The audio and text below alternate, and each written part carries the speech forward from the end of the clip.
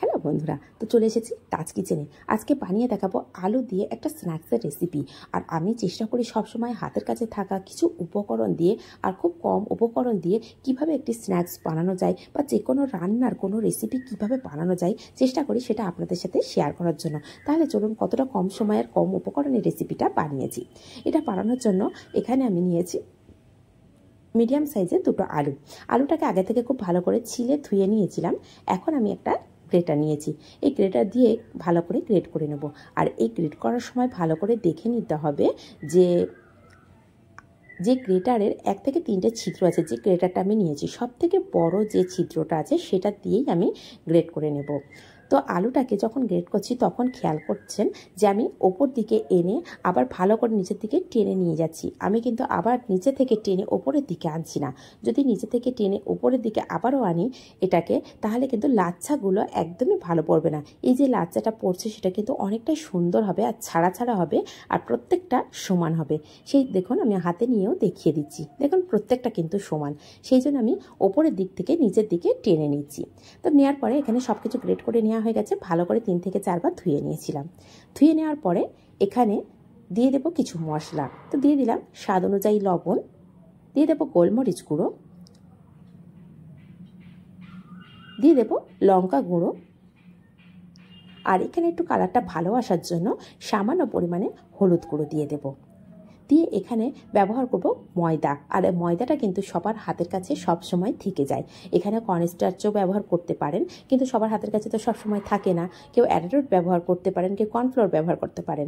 হাতের কাছে যেটা থাকবে সেটাই ব্যবহার করতে পারেন, কিন্তু সবসময় সবার হাতের কাছে ময়দাটা আমার তো মনে হয় থাকে।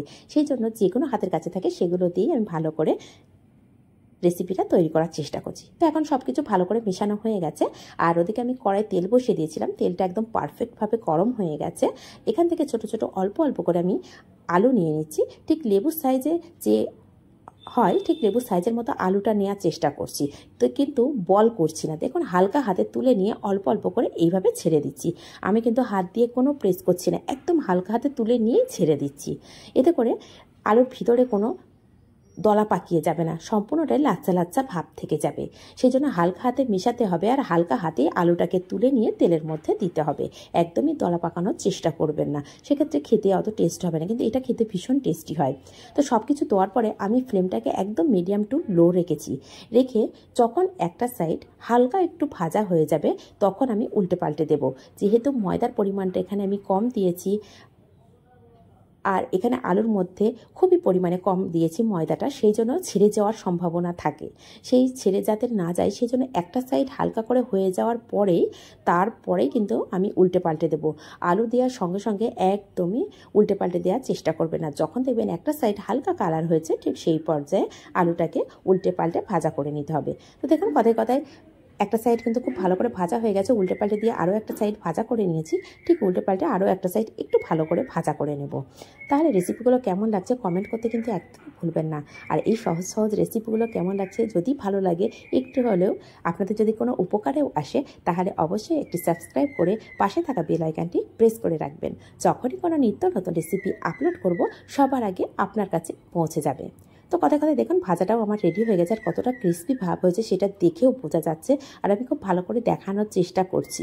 দেখুন আমি অনেকটাই জুম করে দেখাচ্ছি, জানি না কতটা বুঝতে পারছেন। এটা ঠান্ডা হয়ে গেলে আরও ক্রিস্পি ভাব চলে আসবে। আর তাহলে দেখেই বুঝতে পারলেন যে কতটা কম সময়ে আর কতটা কম উপকরণে, আর তার থেকে বড় কথা হাতের কাছে থাকা উপকরণ দিয়েই কিন্তু খুব সহজে এক একটা রেসিপি বানানো যায়। আমি চেষ্টা করি সবসময় হাতের কাছে থাকা উপকরণ দিয়ে একটা ভালো কিছু বানানোর জন্য। তাহলে রেসিপিগুলো কেমন লাগছে যদি ভালো লাগে লাইক শেয়ার কমেন্ট অবশ্যই করবেন। তো এটা তেল থেকে আমি তুলে নিয়েছি, এখন আপনাদের সামনে সার্ভ করে দেখাচ্ছি। এটা আমি হালকা করে টমেটো সস দিয়েই সার্ভ করে দেখিয়েছি। আর কতটা মুচমুচে হয়েছে সেটা হাত দিয়েও দেখিয়ে দিচ্ছি। দেখুন যখন হাত দিয়ে প্রেস করছি একদম গুঁড়ো হয়ে যাচ্ছে, তাহলেই বুঝতে পারছেন যে কতটা ক্রিস্পি হয়েছে। এই ভাজার সময় একটু খেয়াল করে ভাজা করবেন, তাহলে কিন্তু ক্রিস্পি ভাব আসবে। যদি দেখেন ফ্লেমটা মিডিয়াম টু লো রেখেই ভাজা করছেন তাহলে কিন্তু এতটা সুন্দর ক্রিস্পি ভাব আসবে। তাহলে আজ এই পর্যন্ত, আবার আসবো অন্য কোনো রেসিপি নিয়ে।